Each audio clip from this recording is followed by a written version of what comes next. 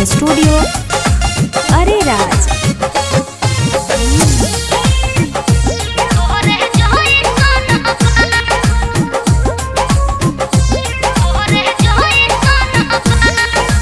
सुननी हा खबर एगो बन गईलू मम्मी, हमारा तो प्यार में औरी करबू अब कमी।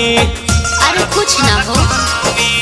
सुननी हा खबर एगो बन गईलू मम्मी, हमारा तो प्यार में औरी करबू अब कमी। छोड़ा एतने बतावा बबुआ कैसन बा, छोड़ा एतने बतावा बबुआ कैसन बा। बोला सब तो सूरतिया हो यार तोरे जइसन बा।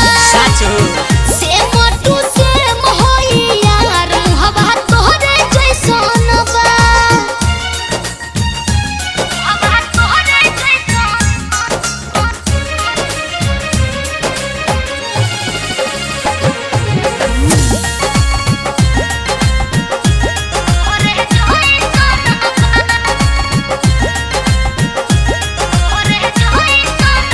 झूठा काहे बोला कर मुहला पर बड़ाई। अच्छा? दिलवा से प्यार हमार दिहलू मिटाई। अरे ना हो ऐसे मत बोला। तब कैसे बोली हो? ए हो ऐसे ना बोलो दिल पे लागताटे चोट हो। कह दिहलो ऐसन बतिया मन भइल छोट हो।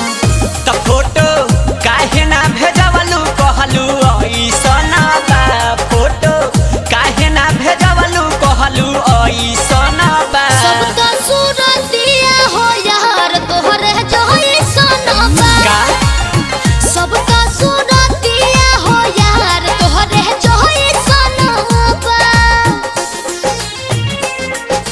तोहरे जइसन। तोहरे जइसन।